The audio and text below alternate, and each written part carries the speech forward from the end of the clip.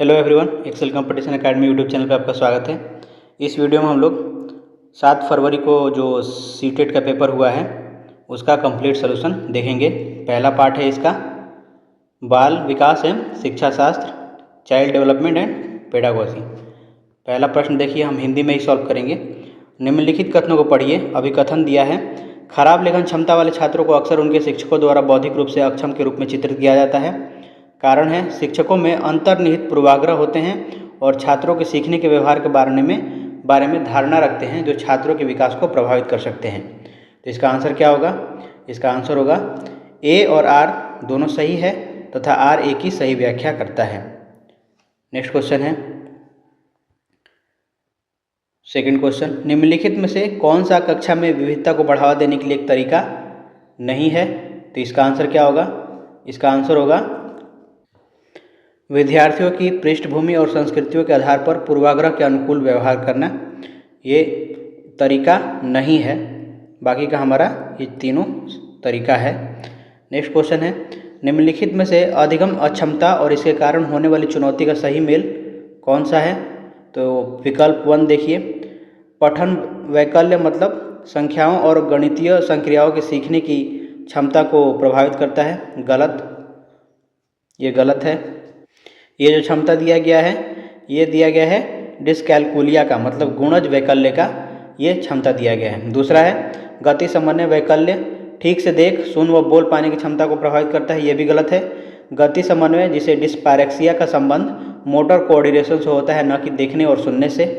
तीसरा विकल्प है गुणज वैकल्य, पढ़ने की क्षमता और भाषा प्रसंस्करण कौशल को प्रभावित करता है। तो डिस्लेक्सिया से जुड़ी शब्द इसमें क्या होता है, जो पढ़ने और भाषा प्रसंस्करण की समस्या वो डिस्लेक्सिया से जुड़ी होती है। और चौथा विकल्प हमें दिया है लेखन वैकल्य, सूक्ष्म पेशीय कौशल और वर्तनी को प्रभावित करता है। तो ये बिल्कुल सही है, ये डिस्ग्राफिया की सटीक पहचान है। तो हमारा आंसर होगा 4। नेक्स्ट क्वेश्चन, स्वलीनता से जूझ रहे विद्यार्थियों को आसानी होती है, इसका आंसर क्या होगा? इसका आंसर होगा पहला, परिचित और पूर्वानुमेय दिनचर्या का पालन करने में। नेक्स्ट क्वेश्चन है, प्रतिभाशील बच्चों के बारे में निम्नलिखित में से कौन सा कथन सही नहीं है? प्रतिभाशील बच्चे विशेष क्षमता और सामर्थ्य के साथ पैदा होते हैं जिन्हें विकसित करने की आवश्यकता होती है। तो ये कथन तो सही है। प्रतिभाशील बच्चों में जिज्ञासा की भावना कम होती है और उनकी कल्पना शक्ति भी कमजोर होती है, ये गलत है। हमें सही वाला गलत कौन जो सही नहीं है वो चुनना था, तो हमारा ऑप्शन क्या हो जाएगा? 2 हो जाएगा। नेक्स्ट क्वेश्चन है, विद्यार्थियों द्वारा स्वयं का त्रुटि विश्लेषण।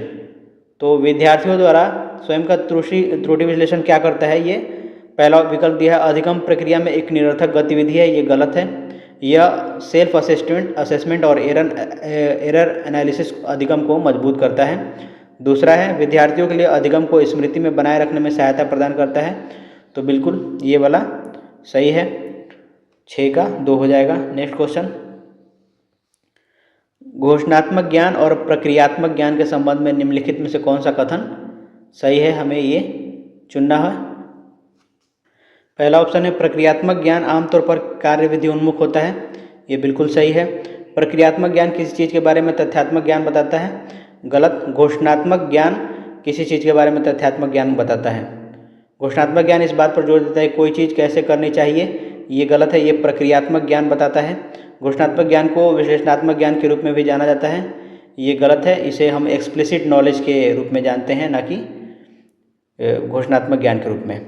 नेक्स्ट क्वेश्चन है, जिन विषय वस्तुओं को मौजूदा संज्ञानात्मक संरचनाओं के विस्तार या संशोधन की आवश्यकता होती है उन्हें सीखने में लंबा समय लगता है और वे लंबी अवधि के लिए स्मृति में बने रहते हैं। तो आंसर क्या होगा? 3 होगा। नेक्स्ट क्वेश्चन है, अभिकथन दिया है, शिक्षकों को बच्चों को ऐसे प्रश्न पर ध्यान केंद्रित करने के लिए प्रोत्साहित करना चाहिए जैसे कि मेरा सीखने का लक्ष्य क्या है और वहां पहुंचने के लिए मुझे क्या करने की ज़रूरत है।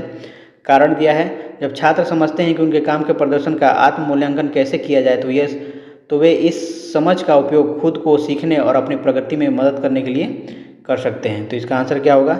ए और आर दोनों सही है और ए की आर सही व्याख्या करता है। तो आंसर होगा 3। नेक्स्ट क्वेश्चन है, अधिगम के निर्देशित खोज आधारित उपागम में हमें ऑप्शन दिया है शिक्षार्थियों को स्वयं के लिए ज्ञान बनाने का अवसर प्रदान किया जाता है, तो ये बिल्कुल यही हमारा आंसर हो जाएगा। नेक्स्ट क्वेश्चन है, निम्नलिखित में से कौन सी रणनीति बच्चों में वैचारिक समझ विकसित करते समय प्रभावी नहीं है? तो इसका आंसर क्या होगा? विद्यार्थियों से परिभाषा को केवल याद करने के लिए कहना, ये वैचारिक समझ विकसित करने के लिए प्रभावी नहीं है, बाकी सब प्रभावी है, ये याद रखना है। नेक्स्ट क्वेश्चन है, एक सक्रिय माध्यमिक विद्यालय कक्षा किसके सैद्धांतिक सिद्धांतों पर स्थापित की जानी चाहिए? तो इसका आंसर होगा सामाजिक रचनावाद, सोशल कंस्ट्रक्टिविज्म। नेक्स्ट क्वेश्चन है, अभिकथन दिया है, सहानुभूति यह समझने की योग्यता पर निर्भर करती है कि दूसरों की भावनाएं हैं और उनकी भावनाओं के अनुमान के लिए कारण, भावनाएं और संज्ञान एक दूसरे से संबंधित नहीं है। तो इसका आंसर क्या होगा? ए सही है, लेकिन आर सही व्याख्या नहीं करता है ए की, तो हमारा आंसर होगा डी। नेक्स्ट क्वेश्चन देखते हैं, एक माध्यमिक स्कूल शिक्षक छात्रों को रणनीतिक स्वप्रेरित शिक्षार्थी बनने में किस प्रकार सक्षम बना सकता है? तो छात्रों को पाठ्यक्रम आधारित कार्य कराना, इसका आंसर होना चाहिए छात्रों को उनके अधिसंज्ञानात्मक ज्ञान और कौशल विकसित करने के लिए प्रोत्साहित करके। नेक्स्ट क्वेश्चन है, निम्नलिखित में से कौन सा आंतरिक अभिप्रेरणा का उदाहरण है? तो इसका आंसर क्या होगा? इसका आंसर होगा व्यक्तिगत रुचि या कार्य के आनंद से अभिप्रेरित अभिप्रेरणा। नेक्स्ट क्वेश्चन है कि क्या किसी व्यक्ति का जैविक रूप से निर्धारित जेंडर अपने साथ वे सभी विशेषताएं लाता है जो किसी के सामाजिक रूप से निर्मित जेंडर को परिभाषित करती है? तो इसका आंसर क्या होगा? इसका आंसर होगा 3, प्रकृति परिवेश का विकास पर प्रभाव पड़ता है। नेक्स्ट क्वेश्चन है, ब्लैंक के दौरान एक प्रमुख विकासात्मक कार्य व्यक्तिगत, यौन और व्यावसायिक पहचान की खोज है। तो इसका आंसर क्या होगा? एरिक्सन के अनुसार किशोरावस्था आइडेंटिटी वर्सेस रोल वाले कन्फ्यूजन से संबंधित है ये, तो मेरे ख्याल से किशोरावस्था ही होगा। नेक्स्ट क्वेश्चन है, अभिकथन दिया है, बच्चे समाज के मूल्यों और मानदंडों को प्रत्यक्ष और अप्रत्यक्ष तरीकों से सीखते हैं। कारण दिया है, समाजीकरण समाज के रीति रिवाजों और अनुष्ठानों को पारित करने की एक सरल प्रक्रिया है। तो इसका आंसर क्या होगा? इसका आंसर होगा ए सही है, लेकिन आर गलत है। समाजीकरण कोई त्वरित प्रक्रिया नहीं है, यह धीमी, सतत और आजीवन प्रक्रिया होती है, इसलिए ये गलत है। नेक्स्ट क्वेश्चन है, जीन पियाजे एक संज्ञानात्मक विकास के सिद्धांत के अनुसार निम्नलिखित में से कौन सी क्षमता औपचारिक संक्रियात्मक सोच को मूर्त संक्रियात्मक सोच से भिन्न करती है? तो इसका आंसर क्या होगा? अमूर्त तर्क, ऑप्शन 3। नेक्स्ट क्वेश्चन है, जीन पियाजे की एक महत्वपूर्ण आलोचना यह है कि वे विकास पर ब्लैंक के प्रभाव पर पर्याप्त रूप से विचार करने में विफल थे। तो इसका आंसर होगा संस्कृति के प्रभाव पर पर्याप्त रूप से विचार करने में विफल थे। क्वेश्चन नंबर 21 है, निम्नलिखित में से कौन सा एक सही सुमेलित युग्म है? तो इसका आंसर होगा ऑप्शन 3, दंड और आज्ञाकारिता उन्मुखीकरण बुरे परिणामों से बचाव के लिए है। नेक्स्ट क्वेश्चन है, जीन पियाजे और लेव वाइगोत्स्की के दृष्टिकोण में कौन सी मान्यता समान है? तो इसका आंसर क्या होगा? इसका आंसर होगा 3, बच्चे अर्थ निर्माण की प्रक्रिया में शामिल होते हैं। पियाजेट का कहना है कि बच्चा एक्टिव लर्नर है और स्वयं ज्ञान का निर्माण करता है, जबकि वायोत्स्की का कहना है कि सामाजिक अंतःक्रिया के माध्यम से अर्थ का निर्माण। तो दोनों कंस्ट्रक्टिविस्ट हैं। तो यहाँ पे भाषा संज्ञान को प्रभावित या निर्धारित करती है, ये तो नहीं होगा, ये ज़्यादातर वाइगोत्स्की का विचार है, इसलिए तीसरा विकल्प सही है। लेव वाइगोत्स्की ने प्रस्तावित किया था कि इसमें से कौन सा होगा? इसका आंसर होगा 2, बच्चों में बहुत क्षमता होती है जिसमें वे कार्य भी शामिल होते हैं जिन्हें वे दूसरों के सहयोग से कर सकते हैं। क्वेश्चन नंबर 24, निम्नलिखित कथनों को पढ़िए। अभिकथन ए दिया है, बुद्धि परीक्षण और विस्तारित अवलोकन के संचालन का उद्देश्य बच्चों को विशिष्ट आयाम और क्षमताओं में तुलना करना होना चाहिए। कारण दिया है, बुद्धिमत्ता एक जन्मजात क्षमता और इसे पोषित नहीं किया जा सकता है। तो इसका आंसर क्या होगा? इसका आंसर होगा दूसरा, ए और आर दोनों ही गलत हैं। ये समझने के लिए आप एक थियरी है जोन ऑफ प्रॉक्सिमल डेवलपमेंट का मूल विचार है कि बच्चा अकेले क्या कर सकता है और सहायता से क्या कर सकता है, दोनों के बीच का अंतर जेपीडी है। इसमें मेरे ख्याल से ए होना चाहिए, ए सही है लेकिन आर गलत है, तो ये वाला सही होगा, ये गलत होगा। नेक्स्ट क्वेश्चन देखते हैं।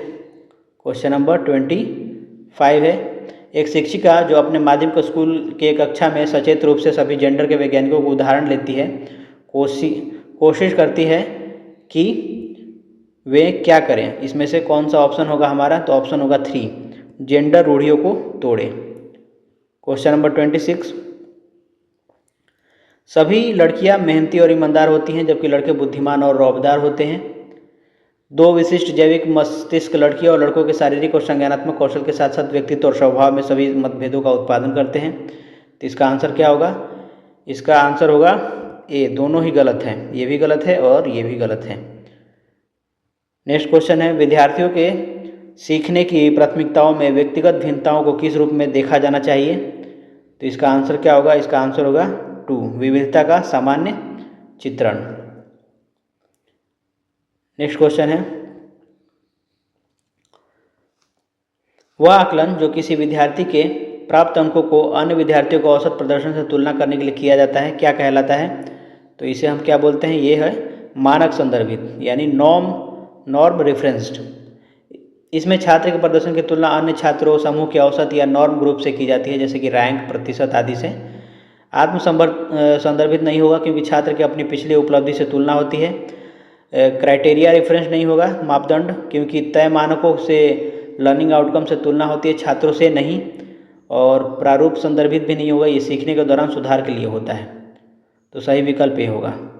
नेक्स्ट क्वेश्चन देखते हैं 29, कक्षा आकलन के बारे में निम्नलिखित में से कौन से कथन सही है? तो इसका आंसर होगा पहला, कथन 1 सही है, आकलन को छात्रों के अध्ययन करते समय संज्ञानात्मक प्रक्रियाओं को प्रभावित करना चाहिए।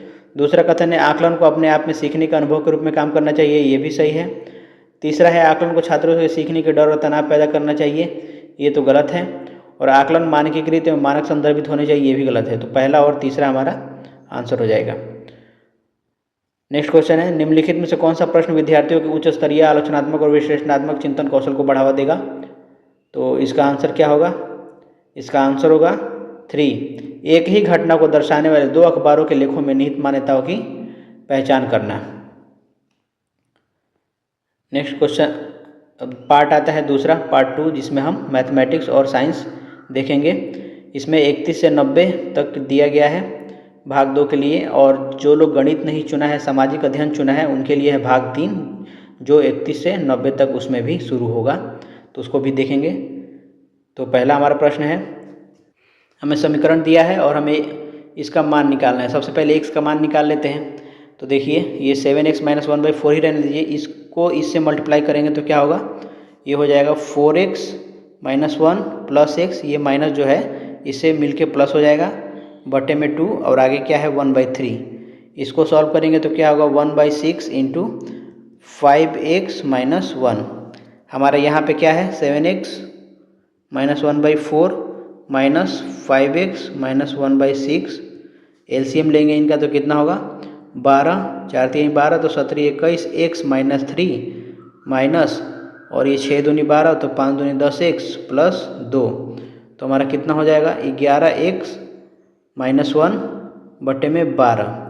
हमें बराबर हमें दिया है 10/3, तो 3 चौके 12 हो जाएगा। तो 11x बराबर कितना हो गया? 10 चौके 40 + 1 41। 11x का मान यहाँ पे रख देंगे, 41 + 21 बटे में 2 कितना हो जाएगा? 2 6 2, तो ये हो जाएगा 31 दूनी 62, हमारा पहला आंसर होगा।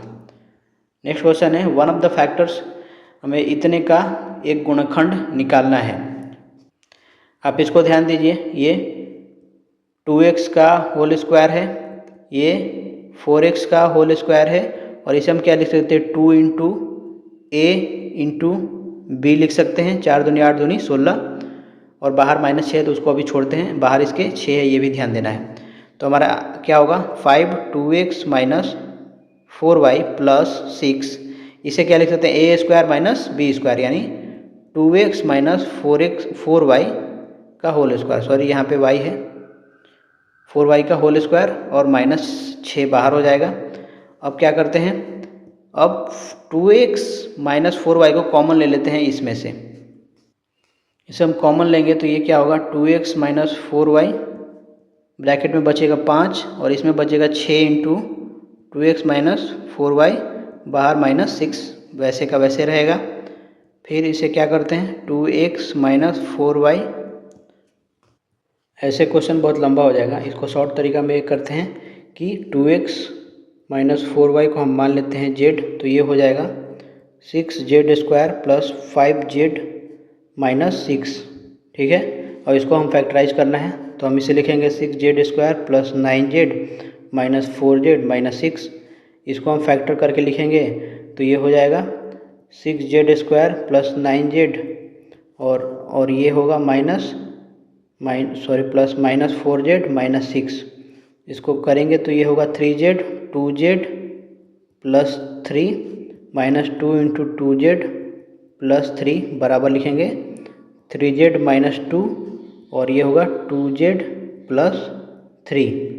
अब क्या करते हैं z का हम मान रख देंगे तो हमारा हो जाएगा 3 से मल्टीप्लाई करेंगे इसमें तो ये हो जाएगा 3 दूनी 6x 6x minus 12y minus 2 यहाँ पर रहेगा और यहाँ पर रहेगा 2 दूनी के 4x माइनस 8y प्लस 3। इसमें से अगर आप 2 कॉमन लेंगे तो ये होगा 3x माइनस 6y माइनस 1 और ये होगा 4x माइनस 8y प्लस 3। तो हमारा आंसर एक ऑप्शन आप देख सकते हैं बी वाले में आ रहा है। नेक्स्ट क्वेश्चन है, एक दुकानदार एक पंखे को 1500 रुपये पर खरीदता है और इस पर 2500 मूल्य अंकित करता है। वह इस पंखे को इसके अंकित मूल्य के 20% की छूट देकर बेचता है और साथ ही नकद भुगतान पर 250 की एक अतिरिक्त छूट भी देता है। यदि कोई ग्राहक पंखे को नकद भुगतान करके खरीदता है तो दुकानदार को कितना लाभ हुआ। यहाँ पे देखिए हमारा CP दिया है, CP हमें दिया है 1500 और अंकित मूल्य 2500 है। 2500 पे 20% का डिस्काउंट दे रहा है तो बेचेगा कितने में 80% पे बेचेगा। फिर 250 का एक और छूट दे रहा है तो माइनस 250 कर देंगे तो ये हमें क्या मिल गया SP मिल गया। SP निकाल लेते हैं, 0 से 0 कैंसिल, 25 8 है 200, 2000 में से 250 जाएगा तो ये होगा 1750 और हमारे पास CP था 1500, SP है 1750 तो प्रॉफिट क्या होगा 1750 में से हम 1500 घटा देंगे तो हमें बचेगा 250, आंसर हो जाएगा। नेक्स्ट क्वेश्चन है, जब संख्याओं 4, 10, 12, 24 में से प्रत्येक में x जोड़ा जाता है तब इस क्रम में प्राप्त परिणामी संख्याएं समानुपाती हो जाती हैं, तो 3x प्लस 1 का मान क्या है। तो हम क्या करते हैं सब संख्याओं में x जोड़ देते हैं। 4 प्लस x बटे में 10 प्लस x बराबर 12 प्लस x बटे में 24 प्लस x। अब क्रॉस मल्टीप्लाई कर देते हैं इसका इससे, तो 24 चौके 96 plus 24x plus 4x plus x² हो जाएगा और इन दोनों का करेंगे तो ये 120 plus 12x plus 10x plus x² हो जाएगा। x² से x² कैंसिल। अब देखिए ये 12 10 22 और 24 4 28, 28 में से 22 गया तो 6x बचेगा और 120 में से 96 गया तो कितना 4 बचा बस 24। तो x बराबर हमें कितना मिला है 4। हमें निकालना किसका मान है 3x प्लस 1 का, तो 4 3 12 1 13 हमारा आंसर होना चाहिए, तो 4 हो जाएगा। नेक्स्ट क्वेश्चन है, यदि 3x माइनस 30 2x प्लस 20 दो संपूरक कोण है तो 2x माइनस 4 निकालना है। संपूरक कोण का योगफल हमेशा 180 डिग्री होता है, तो 3 प्लस 2 5x और ये हो जाएगा -10 बराबर 180 और 5x बराबर कितना हो जाएगा 190। तो x बराबर 5 3 15 5 40 38 डिग्री और इसमें हम रखेंगे तो 38 दूनी 76 में से 4 गया तो कितना होगा 72। तो हमारा आंसर क्या होगा C। नेक्स्ट क्वेश्चन है, किसी त्रिभुज PQR के कोण P और Q क्रमशः दिया है हमें। यदि कोणों P Q के समद्विभाजक एक बिंदु O पर मिलते हैं तो हमें इसका मान निकालना है। एक ट्रायंगल बना लीजिए, मान लीजिए ये हमारा P Q और R है। P दिया है 30, Q दिया है 50। P और Q के समद्विभाजक कहाँ मिलते हैं O पर मिलते हैं। यहाँ पे हम P को यहाँ पर रख लेते हैं, आसान हो जाएगा हमारे लिए समझने के लिए। P Q R, P का समद्विभाजक और Q का समद्विभाजक यहाँ हमारे O पे मिलते हैं तो हमें POQ निकाल। तो इस टाइप के क्वेश्चन में याद रखना है एक चीज़ कि कोण POQ बराबर होता है 90 प्लस कोण R/2। अब हमें कोण R निकालना है, तो R निकालने के लिए क्या करेंगे, हमारे पास ये दिया है 30 डिग्री, ये टोटल है 50 डिग्री, तो R कितना होगा R प्लस 30 प्लस 50 बराबर 180 डिग्री होता है। त्रिभुज में तीनों कोणों का योगफल, तो आर बराबर हमें मिल गया 100 डिग्री। हम 100 का मान यहाँ पे रखेंगे तो कितना होगा 90 प्लस 50 यानी 140। ये हमारा आंसर, ये हमारा POQ निकल गया। हमें ये निकालना है तो 14 दूनी 28 यानी 280 में से 10 घटा देंगे तो कितना मिलेगा 270 हमारा आंसर हो जाएगा। नेक्स्ट क्वेश्चन है, निम्न मापनों में से किन से एक समकोण त्रिभुज की भुजाएं नहीं बन सकती हैं। चूँकि हमें समकोण के बारे में पता करना है तो ऐसा करते हैं, इसमें 2 से गुणा कर दिए 9 12 और ये हो जाएगा 15। इसमें 3 से भाग देंगे तो 3 4 5, ये एक ट्रिपलेट है तो समकोण त्रिभुज बनेगा ये। इसको देखिए, इसमें क्या करते हैं 2 से, या आप 8 का स्क्वायर कीजिए 64, 12 का स्क्वायर कीजिए 144, 4 4 8 और ये 6 4 10, 2 1 3, यहाँ पे 6 4 10, ये 208 होगा। और 16 का स्क्वायर करेंगे तो 256, जो कि इसके बराबर नहीं है, यानी कि एक समकोण त्रिभुज नहीं बनेगा। इसको आप 2 से गुणा कीजिए 5 13 और 12, ये एक ट्रिपलेट है, ये भी बनेगा। ये भी देखिए 12 12 144, 16 16 256, 6 4 10, 5 4 9 10, 2 1 3 1 4, 400 का स्क्वायर रूट 20, तो ये भी एक ट्रिपलेट बनेगा। तो आंसर हमारा 2 होगा। नेक्स्ट क्वेश्चन देखते हैं, निम्न में से किस अक्षर में घूर्णन सममित नहीं है। घूर्णन सममिति का मतलब है कि 180 डिग्री घुमाने पर यह समान दिखता है या नहीं। O को घुमाएंगे तो ये तो सममित होगा, H भी होगा, N और E नहीं होगा। अब पता नहीं ऑप्शन में 2 2 क्यों ऐसा दे दिया है, आप इसे चेक कर लीजिए। क्योंकि N को आप घुमाएंगे तो N ऐसे बनेगा, इसका मिरर इमेज, इसका मिरर इमेज H ही होगा, इसका मिरर इमेज O होगा, लेकिन इसका मिरर इमेज E बनेगा ऐसे घूमने पे। तो मेरे ख्याल से ये क्वेश्चन चैलेंज किया जा सकता है। नेक्स्ट क्वेश्चन है, किसी समांतर चतुर्भुज PQR के विकर्ण PR और QS बिंदुओं पर प्रतिच्छेद करते हैं। यदि OP x + y है, OQ 20 है, OR 16 और OS y + 7 है तो 7x - y का मान हमें निकालना है। मैंने फिगर बना लिया है। आपको पता होना चाहिए कि समांतर चतुर्भुज के विकर्ण आपस में समद्विभाजित होते हैं, यानी कि OS बराबर क्या होगा OQ होगा, तो y + 7 बराबर 20, तो y का मान मिलेगा हमें 13।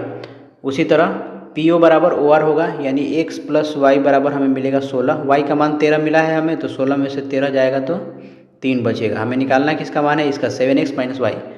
तो 7 में 7x यानी 7 × 3 21 हो जाएगा, y 13 है तो 21 - 13 कितना होगा 8, तो आंसर क्या होगा 4, फोर्थ ऑप्शन। नेक्स्ट क्वेश्चन है, किसी समलंब के परिमाप और क्षेत्रफल क्रमशः हमें 52 और 128 सेंटीमीटर दिया है। यदि इसकी असमांतर भुजाओं का योग 20 सेंटीमीटर है तो इसकी समांतर भुजाओं के बीच की दूरी हमें निकालना है। मैंने फिगर बना लिया यहाँ पे। अब हमें क्या दिया है कि x + y + a + b बराबर हमें दिया है 52, इसका परिमाप हो गया, परिमाप मतलब चारों भुजाओं का योग। और क्षेत्रफल दिया है हमें 128। क्षेत्रफल क्या होता है समलंब का, 1/2 गुने आमने सामने की भुज, समांतर सामने की भुजा a + b इंटू इसके बीच का डिस्टेंस बराबर 128। हमें d निकालना है, इसके लिए हमें a + b निकालना होगा। ऑलरेडी हमें असमांतर भुजाओं का योग यानी x + y, ये दोनों असमांतर हैं, a और b तो समांतर हैं, तो x + y का मान 20 दिया है, तो हमें a + b बराबर क्या होगा 52 में से 20 जाएगा तो 32 होगा। अब a + b का मान यहाँ हम 32 रख देंगे, तो ये कितना हो जाएगा 16 और 16 8 28 से, तो d बराबर कितना मिला हमें 8, तो आंसर हो जाएगा 4। नेक्स्ट क्वेश्चन, किसी आयताकार खेत का क्षेत्रफल 48 मीटर स्क्वायर है तथा इसकी एक भुजा 6 मीटर है। किसी व्यक्ति को 20 मीटर प्रति मिनट की चाल से इसके खेत को विकर्णता पार करने में कितना समय लगेगा।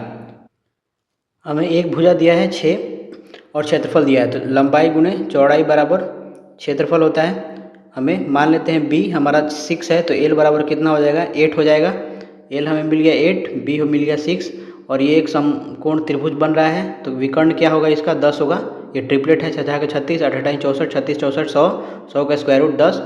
चूँकि ये 1 मिनट में 20 मीटर की चाल 20 मीटर तय कर रहा है, तो इसको आप ऐसे लिखिए 20 मीटर तय कर रहा है 1 मिनट में, तो 10 मीटर हमें तय करना है ना, 10 मीटर तय करेगा 1/2, यानी इसका आधा हो गया है 1/2 मिनट में, यानी कि 30 सेकेंड हमारा आंसर हो जाएगा। नेक्स्ट क्वेश्चन है, भुजाओं 8, 6 और 10 सेंटीमीटर वाले 3 धातुओं के ठोस घनों को पिघलाकर एक अकेला ठोस घन बनाया गया है। इस प्रकार बने नए घन की भुजा क्या होगी। तो तीनों आयतन इसका जोड़ देना है। 8 का क्यूब 512, 6 का क्यूब 216, 10 का क्यूब 1000, 8 2 7 1 1728। 1728 का क्यूब रूट क्या होता है? 12 होता है। तो उस जो घन है उसका भुजा क्या होगी? 12 होगी। इसको आप ऐसे समझ सकते हैं कि 8 का क्यूब प्लस 6 का क्यूब प्लस 10 का क्यूब बराबर जो नया घन है उसका मान लेते हैं भुजा x है, तो x का क्यूब, और हमें यहाँ से x निकाल लेना है। नेक्स्ट क्वेश्चन है, प्रेक्षण दिया है 30, 61, 55, 56, 60, 20, 26, 45, 28, 56 के माध्यम तथा बहुलक का माध्यक तथा बहुलक का माध्य निकालना है हमें। सबसे पहले माध्यक निकालने के लिए हमें क्या करना होगा? इसे घटते क्रम में सजाना होगा। तो सबसे पहले क्या आएगा? 20, 20 के बाद आना है 26, 26 के बाद 28, 28 के बाद 30, 30 के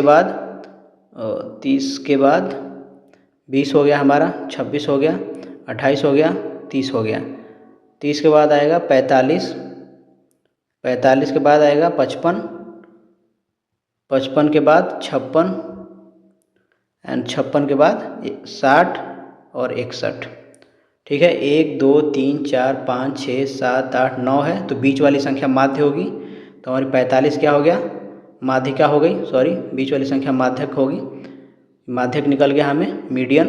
बहुलक निकालना है। बहुलक वो संख्या होती है जो एक से ज़्यादा बार रिपीट हुई है। तो इसमें कौन सी संख्या ऐसी है जो एक से ज़्यादा बार रिपीट हुई है? यहाँ पे एक गलती की है हमने, यहाँ पे 56 2 बार आया है, तो ये 56 होगा, उसके बाद 60, उसके बाद 61।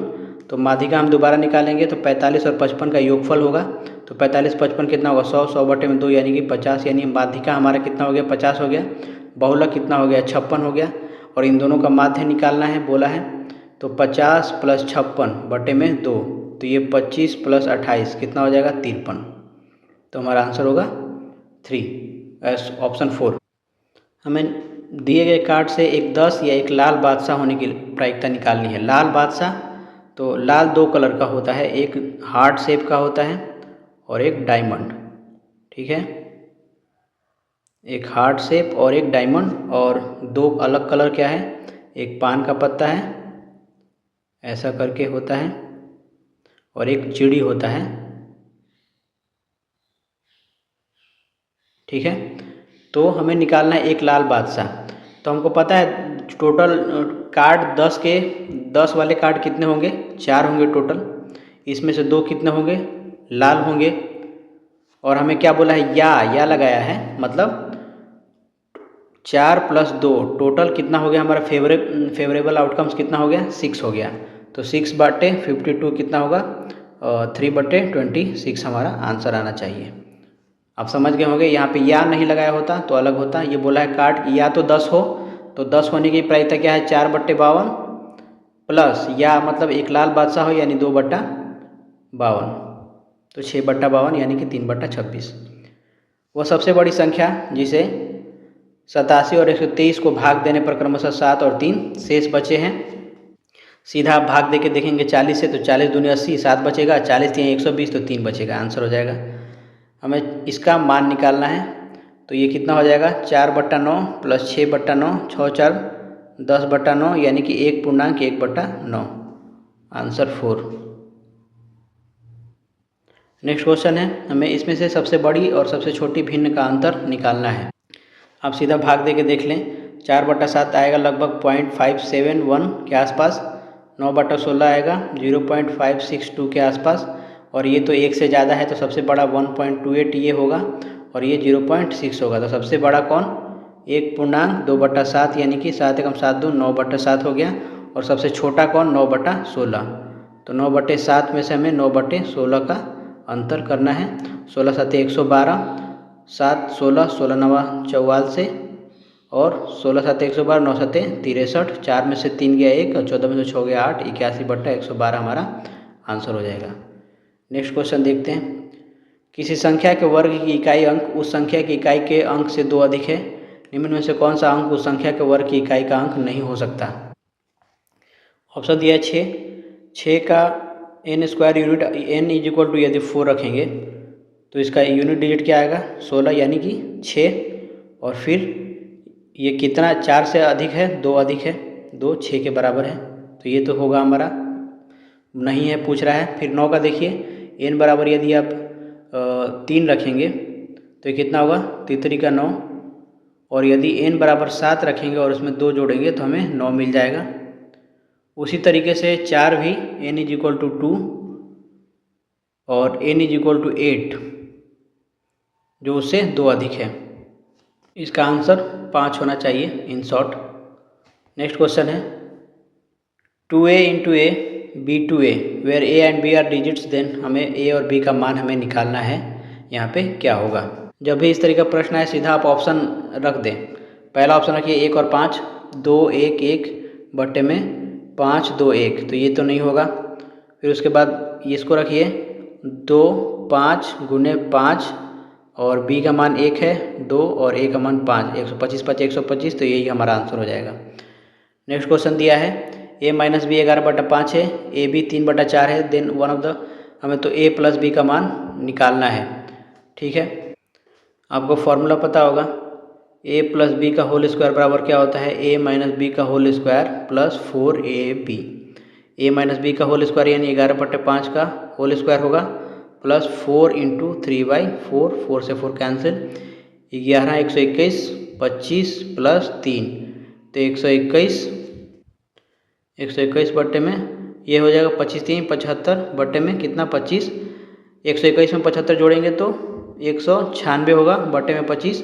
अब ये स्क्वायर रूट हटा देंगे तो a + b बराबर हमें मिलेगा √196 बट्टे में 25। 196 का स्क्वायर रूट कितना होता है, 14 14 है 196, 25 का 5, तो 5 दूनी 10 4 14/5, मतलब 2.4/5 हमारा आंसर होगा, यानी ऑप्शन 4।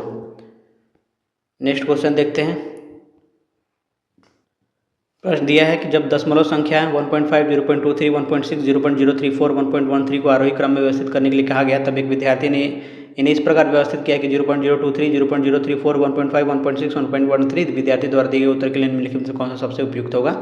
पहला ऑप्शन देखिए, शिक्षिका को विद्यार्थी को दशमलव संख्याओं को क्रमबद्ध करने के नियम को प्रत्यास्मरण करने और तत्पश्चात उन्हें व्यवस्थित करने के लिए कहना चाहिए, तो ये गलत है बिल्कुल। दूसरा है विद्यार्थी में उस दशमलव संख्या को बड़ा मानने की भ्रांति विकसित हो गई है जिसमें दशमलव भाग में अधिक अंक हो।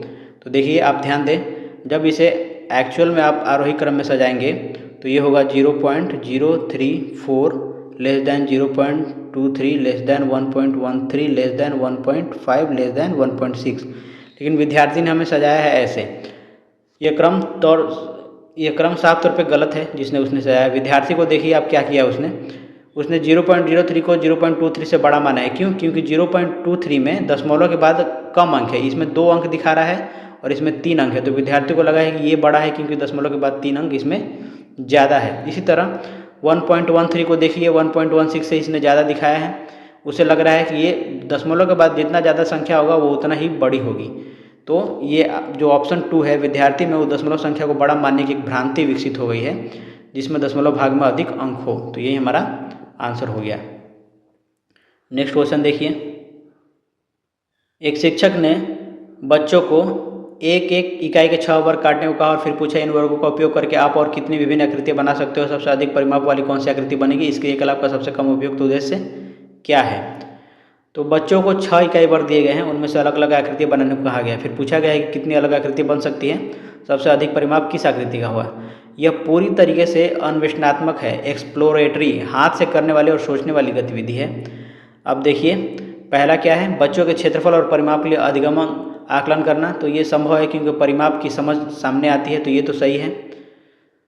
उसके बाद याद किए गए सूत्रों को एक नए संदर्भ में लागू करना, ये गलत है। यहाँ सूत्र रटने की जरूरत नहीं है, बच्चे आकृति बनाकर परिमाप को समझ रहे हैं, न कि केवल सूत्र लगाकर। तो हमारा सबसे कम उपयुक्त हमारा आंसर क्या होगा, 2 होगा। नेक्स्ट क्वेश्चन देखिए, क्वेश्चन नंबर 53। एक बच्चा समीकरण x + 7 = 15 का हल इस प्रकार करता है। उसने क्या किया है, एक तरफ 7 घटाया है, दूसरी तरफ नहीं घटाया है। उस बच्चे के लिए सर्वोत्तम उपचारात्मक कार्यनीति क्या है? तो इसका आंसर होगा वैकल्पिक विधि का उपयोग करते हुए समता की अवधारणा को व्याख्या करना। क्यों? सबसे उपयुक्त यह है, बैलेंस्ड स्केल, तराजू या वस्तु को उदाहरण से समझाया जा सकता है, मूल भ्रांति जो उसकी है दूर हो जाएगी। आप व्यायाम पट्टी पर उस समीकरण को हल करने के लिए बच्चे से कहें, ये गलती दोहरा देगा। बच्चे को समीकरण हल करने को बहुत सारे सवाल दें, अभी तो उसको समझ में नहीं आया तो इसका फ़ायदा क्या है। सवाल को सरल भाषा में समझाना भाषा समस्या नहीं है, यहाँ की समता की अवधारणा समस्या है, तो ये भी गलत है। नेक्स्ट क्वेश्चन है राष्ट्रीय पाठ्यक्रम रूपरेखा 2005 के अनुसार अंकगणित और बीजगणित के शिक्षण के दौरान शिक्षार्थियों में कौन से महत्वपूर्ण कौशल विकसित किए जाने चाहिए? तो संबंधों में पैटर्न खोजना बिल्कुल, बीजगणितीय सर्वसमीका को याद करना गलत, संख्याओं के मध्य संबंध देखना सही, बीजगणितीय संकेतनों को लिखने का एक गहन अभ्यास करना यह भी गलत। तो हमारा आंसर क्या होगा? ए और सी, ऑप्शन 4। नेक्स्ट क्वेश्चन देखिए, कक्षा 8 में आकृतियाँ पढ़ाने के बाद एक शिक्षिका ने ऐतिहासिक स्थानों की यात्रा की योजना बनाई, निम्नलिखित में से कौन सा इसके लिए सबसे उपयुक्त कारण है? आकृति वस्तुकला के अभिन्न अंग और इस तरह की यात्राएं विभिन्न विषयों के संबंधों को बढ़ाती है, तो इसका आंसर होगा पहला। दूसरा है कि गणित को इतिहास, कला और वास्तुकला से जोड़ता है, तो ये तो नहीं होना चाहिए। यह जो है गणित की कक्षा से विराम और संचार कौशल सुधार है, ये तो गलत है क्योंकि ये गौण लाभ हो सकता है, मुख्य कारण नहीं हो सकता। तीसरा है कि केवल नीति का हवाला देना शैक्षिक कारण नहीं है, ये भी गलत है। चौथा है मजे के लिए यात्रा, तो शैक्षिक दृष्टि से ये भी गलत है, तो हमारा आंसर पहला होगा। नेक्स्ट क्वेश्चन है गणित की एक शिक्षिका उमा ने एक विद्यार्थी से पूछा बेलन के कितने किनारे होते हैं? विद्यार्थी ने उत्तर दिया 2। उमा को चाहिए कि वह उस बच्चे के साथ क्या करे, पहले वो क्या करे, तो बेलन की आकृति श्याम पट पर बनाए और उसमें किनारे दर्शाए, तो गलत। अभी यह अमूर्त स्तर है जबकि बच्चे को ठोस अनुभव की जरूरत है। विद्यार्थी के हाथ में बेलन दे और प्रश्न दोबारा पूछे, ये आंसर सही होगा। नेक्स्ट क्वेश्चन देखते हैं, एक शिक्षक बच्चों को एक वर्गाकार ग्रिड बनी हुई छवि देते हैं और कहते हैं कि इसकी बड़ी और छोटी पार्श्व छवियाँ बनाएं, निम्नलिखित में से कौन सा गणित की कक्षा में एक क्रियाकलाप कराने का उद्देश्य नहीं होगा पूछा है, तो ये हमें ध्यान रखना है। पहला है अंकगणित और ज्यामिति को एकीकृत करने का अवसर प्रदान करने के लिए, तो ये तो होगा। सर्वांग समता और समानता की अवधारणा का परिचय देने के लिए ये भी हो सकता है। विभिन्न परिस्थितियों में अनुपात और समानुपात की अवधारणा को लागू करने के लिए ये भी हो सकता है। और चौथा है भिन्नों के अनुप्रयोग का अभ्यास प्रदान करने के लिए, ये गलत है, तो ये हमारा यही आंसर हो जाएगा। नेक्स्ट क्वेश्चन देखते हैं, गणित में बंद सिरे वाले प्रश्न निम्नलिखित में से किसे बढ़ावा नहीं देते? तो अपसारी चिंतन, क्लोज एंडेड क्वेश्चन में विचार विमर्श की आवश्यकता कम होती है। अविसारी चिंतन, तो इसमें विचार और विश्लेषण की संभावना कम होती है। रचनात्मकता, तो केवल प्री डिफाइंड उत्तर रचनात्मकता को बढ़ावा नहीं देते। उच्च स्तरीय चिंतन कौशल, क्लोज एंडेड क्वेश्चंस आमतौर पर होट स्कोर नहीं बढ़ाते हैं, तो यही हमारा आंसर होगा ऑप्शन डी। तो कौन बढ़ावा नहीं देते हैं? तो ए बी सी ऑप्शन 4 हो जाएगा। नेक्स्ट क्वेश्चन है, निम्नलिखित में से कौन सा गणित में विद्यार्थियों के आकलन का हिस्सा नहीं होना चाहिए, ऐसा ये पूछ रहा है, तो इसका आंसर क्या होगा? पहला है गणितीय पदों की परिभाषाओं को प्रत्यास्मरण करना, ये तो होना ही चाहिए, पर ये तो मतलब सही होना चाहिए, लेकिन ये नहीं पूछ रहा है। गणितीय संबंधों को अमूर्तन के प्रयोग से समझना, ये भी होना चाहिए। दूसरा है दैनिक जीवन से संबंधित परिस्थितियों से संबंधित समस्याओं के हल करने के लिए सीखी गई गणितीय अवधारणाओं का प्रयोग करना, ये भी सही है। गणितीय तथ्यों का कारण देना, ये भी मेरे ख्याल से सही है। तो सही उत्तर मेरे ख्याल से ये होगा, गणितीय पदों की प्रतिभाषाओं का प्रत्यास्मरण याद करने रटंतु विद्या नहीं चाहिए, तो मेरे ख्याल से पहला ही ऑप्शन होना चाहिए, ये नहीं वाला हिस्सा। उसके बाद 60 क्वेश्चन है, पहले भारतीय गणितज्ञ थे जिन्होंने व्याख्या की कि एक ऋणात्मक संख्या का वर्गमूल नहीं होता, तो इसका आंसर होगा आर्यभट्ट। ये 5वीं सदी में उन्होंने सकारात्मक और ऋणात्मक संख्याओं को उल्लेख किया था, विशेष रूप से बताया कि ऋणात्मक संख्या का वर्गमूल वास्तविक संख्या में नहीं होता। रामानुजन 20वीं सदी के अधिकतर अनंत श्रृंखला और फंक्शन पर कार्य किया था इन्होंने। महावीर तो बीजगणित और समीकरण पर कार्य किया था। बोधायन ने 6वीं शताब्दी में पाइथागोरस थ्योरम और कैलकुलेशन पर कार्य किया था, गणना संबंधी। क्वेश्चन 61 क्वेश्चन है, अभिकथन रोगों एवं मृत्यु की रोकथाम हेतु मल जल का उपचार अनिवार्य है, तो क्या ये सही है? तो बिल्कुल सत्य है। मल जल एक ठोस अपशिष्ट है जो जल प्रदूषण और मृदा प्रदूषण के कारण है, तो ये भी सत्य है। तो ए और आर दोनों सत्य है और आर ए का सही कारण है, तो ऑप्शन हो जाएगा 3। निम्नलिखित कथनों को पढ़िए। श्वास रंध्र और रंध्र छिद्र होते हैं जिनके माध्यम से क्रमशः कीट श्वास रंध्र से और पर्ण यानी पत्ते रंध्र छिद्र से गैसों का विनिमय करते हैं, तो क्या ये सही है? बिल्कुल सही है। किसी पर्ण में रंध्रों की संख्या श्वास रंध्रों की अपेक्षा एक कीट में श्वास रंध्रों की संख्या अधिक होती है, गलत है। किसी पर्ण में रंध्रों की संख्या श्वास रंध्रों की अपेक्षा एक कीट में से कम नहीं बल्कि बहुत ज़्यादा होती है। पत्तियों में रंध्र लाखों में हो सकते हैं, इसलिए पत्तियों में रंध्रों की संख्या कीटों की तुलना में अधिक होती है, क्योंकि कीटों में श्वास रंध्र की संख्या सीमित होती है। दूसरा है रंध्र और श्वास रंध्र दोनों ही क्रमशः पर्णों और कीटों के शरीर के निम्न पृष्ठ पर विद्यमान होते हैं, गलत है। पत्तियों में रंध्र आमतौर पर पत्ते की निचली सतह पर होते हैं, लेकिन कीटों में श्वास रंध्र शरीर के विभिन्न हिस्सों पर होते हैं, केवल निचली सतह पर नहीं। तो आंसर क्या है? केवल ए सत्य है, आंसर 2 होगा। नेक्स्ट क्वेश्चन देखते हैं। रिक्त स्थानों को सही भरिए। इसका सीधा आंसर मैं आता हूँ, आपको बताता हूँ इसका सीधा आंसर क्या होगा। इसका आंसर होगा दक्षिण निलय, फुफ्फुस धमनी, फुफ्फुस शिरा, वाम आलिंद, उसके बाद दक्षिण आलिंद। तो इसमें वाम आलिंद कहीं नहीं दिया है। दक्षिण निलय से निलय रुधिर को फुफ्फुस धमनी में धकेलता है, फिर फुफ्फुस धमनियाँ जो है वो ऑक्सीजनित रुधिर को हृदय से फेफड़ों तक ले जाती हैं और फुफ्फुस शिराएँ ऑक्सीजनित रुधिर को वापस फेफड़े से हृदय तक ले आती हैं। वाम आलिंद से रुधिर वाम निलय तक प्रवाहित होता है एवं शरीर के प्रवाहित होता है और दक्षिण आलिंद शरीर के विभिन्न अंगों से रुधिर प्राप्त करता है। मेरे ख्याल से ऑप्शन ए होना चाहिए इसका, मैं श्योर नहीं हूँ, तो आप एक बार क्रॉस चेक कर लीजिएगा इसे। नेक्स्ट क्वेश्चन है अभिकथन परिकल्पनाएं सिद्धांत बनती हैं जो कि बाद में नियम बनते हैं। कारण है गुरुत्वाकर्षण के नियम जैसे वैज्ञानिक नियम निरपेक्ष होते हैं। तो क्या ये दोनों स्टेटमेंट सही है? तो इसका आंसर देख, पहला भी गलत है और दूसरा भी गलत है, तो हमारा आंसर होगा ऑप्शन 2। ए और आर दोनों असत्य हैं। नेक्स्ट क्वेश्चन है सीना अपना नोटबुक में निम्नलिखित कथन लिखती है। कैक्टस मरुस्थलीय पादप है। मरुस्थलीय पादप के अति छोटे आकार के पर्ण होते हैं। छोटे आकार के पर्ण जल की क्षति को हटाने में सहायता करते हैं। तो निम्नलिखित में से कौन सा क्रमशः A1, A2 और A3 के संबंध में सही है? तो A1 है कैक्टस मृस्थलीय पादप है, तो ये एक प्रकार से अवलोकन है, तो अवलोकन होगा। दूसरा क्या है? मृस्थलीय पादप के अति छोटे आकार के पर्ण होते हैं, ये एक परिकल्पना है। उसके बाद A3 को देखिए, छोटे आकार के पर्ण जल की छत को घटाने में सहायता करते हैं, ये A2 के आधार पर निकाला गया निष्कर्ष है, तो ये अनुमान बोल सकते हैं। तो हमारा आंसर क्या होगा? अवलोकन, परिकल्पना और अनुमान, हमारा आंसर होगा ए। नेक्स्ट क्वेश्चन निम्नलिखित में से किसे एक परीक्षणीय प्रश्न के रूप में नहीं माना जा सकता है? इसका आंसर देखिए, जीवाश्म ईंधन कब खत्म हो जाएंगे? तो यह अनुमान, यह भविष्यवाणी है, प्रत्यक्ष प्रयोग या अवलोकन से तुरंत परखा नहीं जा सकता है, तो ये टेस्टेबल नहीं है, तो ये हमारा आंसर हो जाएगा। नेक्स्ट क्वेश्चन है नीचे दिया गया उदाहरण पढ़िए और हमें उपयुक्त गतिविधि से निम्नलिखित में से कौन सी प्रक्रिया कौशल विकसित हो रहे हैं? तो इसका आंसर होगा अवलोकन, वर्गीकरण, अनुमान या परिकल्पना जिसे बोल सकते हैं, और उसके बाद मापन नहीं होगा, तो मापन तो नहीं होगा, वर्गीकरण होगा, पहले अवलोकन होगा, उसके बाद चूँकि यहाँ पे अवलोकन पहले नहीं दिया है तो हम उसे अनुमान मान लेंगे, उसके बाद वर्गीकरण हुआ होगा, उसके बाद अवलोकन।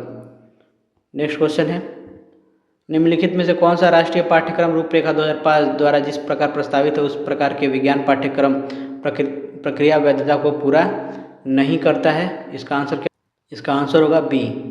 विद्यार्थी आवर्त सारणी में दिए गए तत्वों की सूची बना रहे हैं। केवल सूची बनाना एक रोट मेमोराइजेशन है, प्रोसेस स्किल्स नहीं बढ़ाता है, तो यही हमारा आंसर हो जाएगा। नेक्स्ट क्वेश्चन है विज्ञान पाठ्य पुस्तकों में प्रायः अतीत के रुचिकर उपाख्यान शामिल होते हैं। ऐसे ही एक कहानी है चीन में रेशम की आकस्मिक खोज की तथा सिल्क रूट के माध्यम से बाकी दुनिया का रेशम से परिचय कराने में यात्रियों एवं व्यापारियों की भूमिका। उपरीत को पाठ्य पुस्तक में शामिल करने द्वारा विज्ञान शिक्षण अधिगम के कौन से लक्षण पूर्ण हो रहे हैं? तो हमें ये देख, पहला है विज्ञान के प्रकृति की समझ को विकसित करना, सही है। ऐतिहासिक दृष्टिकोण विकसित करने का, ये भी सही है। इसकी सराहना विकसित करने की कैसे विज्ञान सामाजिक तथा सांस्कृतिक रूप से सन्निहित है, ये भी सही है। आनंदमयी कहानियों को शामिल करने के द्वारा विज्ञान विषय वस्तु का बोझ कम करने का, ये गलत है। तो आंसर क्या होगा? ए, बी और सी। कुछ नया क्वेश्चन देखते हैं। नेक्स्ट, निम्नलिखित में से कौन सा कार्य विद्यार्थियों में वैज्ञानिक स्वभाव का विकास करने में योगदान नहीं करेगा। इसका आंसर होगा विज्ञान की प्रकृति के सिद्धांतों को पढ़ना केवल पाठ्य पुस्तक से सिद्धांत पढ़ने से नहीं होगा, यह साइंटिफिक टेम्पर को विकसित नहीं करता। तो ये गलत है, मतलब यही आंसर हो जाएगा हमारा। नेक्स्ट क्वेश्चन देखते हैं। कक्षा 7 के विद्यार्थियों को धातु एवं अधातुओं के भौतिक गुणों से परिचित कराने के लिए जांच पड़ताल उन्मुख उपागम के अनुसार सर्वाधिक उपयुक्त रणनीति निम्नलिखित में से कौन सी है? तो देखिए इसका आंसर क्या होगा। पहला है गुंजायमान क्वथनांक और गलनांक शब्दों के अर्थ की व्याख्या करना। ये एक इंक्वायरी बेस्ड लर्निंग के अनुसार सबसे उपयुक्त नहीं है, तो हमारा आंसर यही हो जाएगा। दूसरा है hands on observation and experimentation, तो ये वाला तो सही होगा। तीसरा है श्याम पट पर धातु और अधातुओं के भौतिक गुणों के बीच अंतरों को सूचीबद्ध करना, ये भी इंक्वायरी बेस्ड अप्रोच के अनुसार कम उपयुक्त है, तो ये भी हो जाएगा हमारा। निम्नलिखित में से सर्वाधिक उपयुक्त रणनीति देखना है हमें, और ये सबसे ज़्यादा उपयुक्त है दूसरा, और ये चौथा धात्विक और अधात्विक पदार्थों का प्रयोग करने से विद्यार्थियों के दैनिक अनुभवों पर चर्चा करने की पहल करना। तो ये डिस्कशन एंड रिफ्लेक्शन दिखाता है, जो कि स्टूडेंट्स के अनुभव को जोड़ता है और इंक्वायरी बेस्ड है। तो 2 और 4 आंसर होगा हमारा, और हमें दोनों में से किसी एक को चुनना है, तो मेरे ख्याल से 4th होना चाहिए। इसका आंसर आप कमेंट में करें यदि आपको मिलता है तो। नेक्स्ट क्वेश्चन, निम्नलिखित को पढ़िए। मीमांसात्मक यानी कि सैद्धांतिक सिद्धांतों को सत्यापित करने हेतु उच्च प्राथमिक स्तर पर सुव्यवस्थित प्रयोग को प्रस्तुत करने की आवश्यकता है। तो उच्च प्राथमिक स्तर पर बच्चों में संज्ञानात्मक क्षमता सीमित होती है। छोटे बच्चों के लिए सूक्ष्म और जटिल प्रयोग करना व्यवहारिक नहीं है, इसलिए ये गलत होगा, असत्य है। विज्ञान की प्रकृति को समझने में गतिविधियाँ और प्रयोगात्मक साक्ष्य एक महत्वपूर्ण भूमिका निभाते हैं, तो ये सही है। तीसरा है उच्च प्राथमिक स्तर पर आगमनात्मक उपागम द्वारा अधिकांश अवधारणाओं तक पहुंचना चाहिए, तो ये भी सही है। तो आंसर क्या होगा? S2 और S3 सही है और S1 गलत है, ऑप्शन ए। नेक्स्ट क्वेश्चन है, कक्षा 6 में बल पर पाठ का औपचारिक रूप से पढ़ाना आरंभ करने से पहले शिक्षिका एक परिचर्चा रखती है, जिसमें वह बच्चों को यह कल्पना करने के लिए कहती है कि वे क्या करेंगे अगर वे गेंद को मैदान पर बहुत लंबी दूर तक लुढ़काए रखना चाहते हैं, तो वह बच्चों के उत्तरों का कैसे सर्वाधिक उपयुक्त रूप से प्रयोग कर सकती है। विद्यार्थियों का मूल्यांकन करने के लिए, तो ये तो सही नहीं है, सीखने का तरीका है, मेरे ख्याल से ये गलत होगा। विद्यार्थियों की पूर्व अवधारणाओं को आंकने के लिए, ये बिल्कुल सही है। अवधारणा के शिक्षण हेतु अपनाई जाने वाली शिक्षा शास्त्रीय रणनीति को निर्धारित करने के लिए, ये गलत है। विद्यार्थियों को बल को परिभाषित कर पाने में सक्षम बनाने के लिए, ये सही है। तो बी और डी हमारा सही है, और बी और डी ऑप्शन में नहीं है। लेकिन सी को देखते हैं, अवधारणा के शिक्षण हेतु अपनाई जाने वाली शिक्षा शास्त्रीय रणनीति को निर्धारित करने के लिए, तो ये सही हो सकता है। अब हमें बी, सी और डी का देखना है। इसमें से बी, सी, डी तीनों के पास नहीं है, पर सी और डी एक के पास है, तो हम पहला ऑप्शन चुन सकते हैं। इसमें श्योरिटी नहीं है, इसको स्टार मार्क दे देते हैं। नेक्स्ट क्वेश्चन है, यौनारंभ पर मादाओं का अंडाशय का आकार बढ़ जाता है और एस्ट्रोजन उत्पन्न करता है। नर में वृषण द्वारा टेस्टोस्टेरोन उत्पन्न होता है और इन हार्मोनों का उत्पादन पीयूष ग्रंथि द्वारा नियंत्रित होता है, तो हमारा ऑप्शन क्या होगा? 2 होगा। नेक्स्ट क्वेश्चन है, एक परिपथ में 3 समरूप बल्ब और एक स्विच को विभिन्न व्यवस्थाओं में जोड़ा गया है, जैसा कि नीचे दिया गया है। किस व्यवस्था में बल्ब सर्वाधिक प्रदीप्त होंगे? तो पार्श्व क्रम में संयोजित 2 बल्ब तीसरे बल्ब के साथ श्रेणी क्रम में संयोजित 2 बल्ब तीसरे बल्ब के साथ पार्श्व क्रम में, और सभी बल्ब श्रेणी क्रम में या सभी बल्ब पार्श्व क्रम में। तो बल्ब सबसे ज़्यादा तेज तभी जलेंगे जब उन्हें वोल्टेज ज़्यादा मिलेगा। पहला ऑप्शन क्या, ये वाला ऑप्शन क्या कह रहा है कि एक बल्ब 2 बल्ब ऐसे जुड़े हुए हैं और तीसरा बल्ब ऐसा जुड़ा हुआ है और यहाँ हमने वोल्टेज दिया हुआ है। ये वाला भी लगभग ऐसे है कि 2 बल्ब और तीसरे बल्ब के साथ श्रेणी क्रम में 2 बल्ब हैं और तीसरा बल्ब इनके साथ पैरेलली ऐसे जुड़ा हुआ है, और ये वोल्टेज यहाँ पे हमने बैटरी लगा दिया है। और तीसरा सभी बल्ब श्रेणी क्रम में है, ऐसे हमने वोल्टेज दिया। चौथा है सभी बल्ब पार्श्व क्रम में है, इनको हमने बैटरी से जोड़ दिया है। तो ये भी है, इसका भी, इसको भी मिलेगा, इसको भी मिलेगा और इसको भी मिलेगा। वोल्टेज ही हाई, जैसे आपने सुना होगा हाई वोल्टेज रहता है तो बल्ब ज़्यादा चमकता है, तो हाई वोल्टेज मिलेगा पार्श्व क्रम में, तो हमारा आंसर होना चाहिए 4। नेक्स्ट क्वेश्चन देखते हैं, निम्नलिखित कथनों को पढ़िए। अभिकथन दिया एनोडीकरण धातु को संक्षारण से बचाने की एक विधि है, तो ये बिल्कुल सही है। एनोडाइजेशन एक इलेक्ट्रोकेमिकल प्रोसेस है जो धातु विशेषकर एल्युमिनियम पर प्रोटेक्टिव ऑक्साइड लेयर बनाती है और इसे जंग या संक्षारण से बचाती है। कारण है एनोडीकरण लोहे पर जिंक की एक परत चढ़ाने की प्रक्रिया गलत है। जिंक की परत चढ़ाने को गल्वानाइजेशन बोलते हैं, न कि एनोडीकरण। एनोडीकरण एल्युमिनियम के लिए है।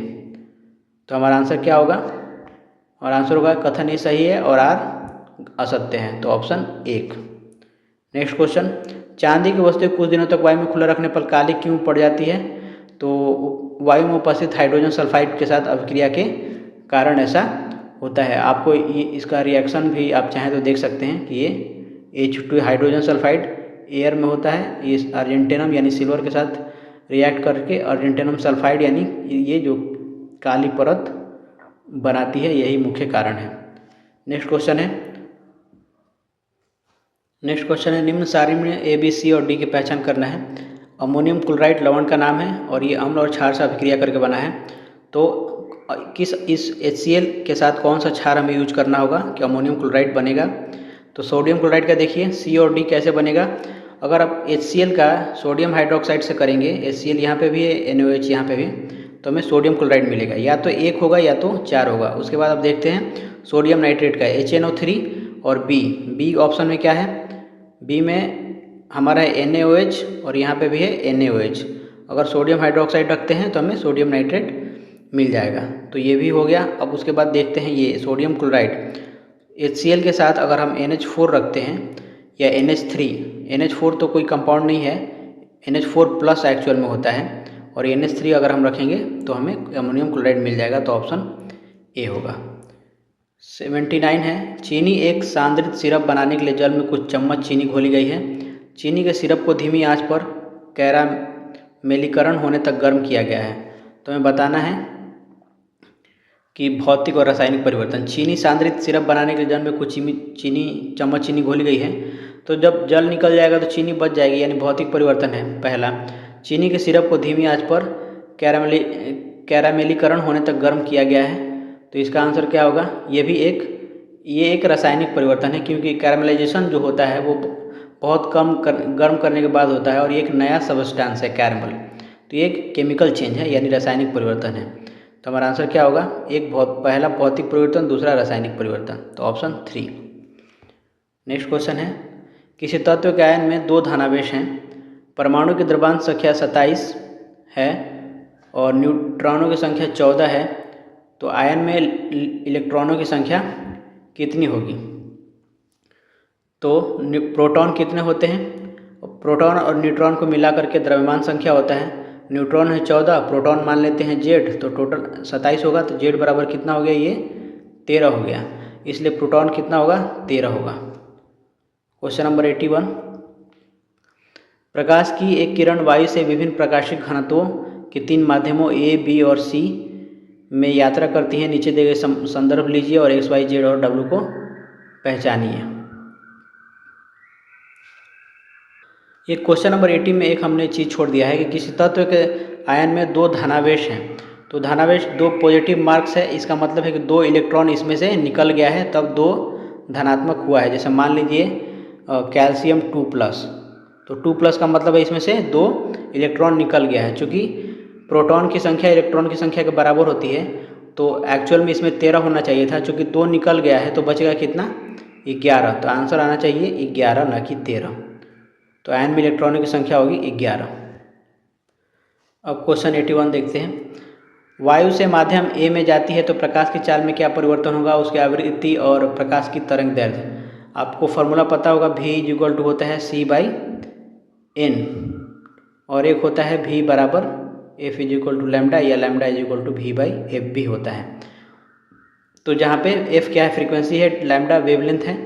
फ्रीक्वेंसी किसी भी मीडियम में रहे फ्रीक्वेंसी बदलता नहीं है, एक जैसी ही रहती है। तो हमारा Y और W जो है वो अपरिवर्तित, प्रकाश की आवृत्ति में परिवर्तन तो होगा नहीं, तो Y और W क्या होगी? अपरिवर्तित रहेगी। तो Y अपरिवर्तित रहती है, W अपरिवर्तित रहती है, और कोई किसी ऑप्शन में ऐसा है नहीं, तो हमारा आंसर क्या हो जाएगा? 1 हो जाएगा।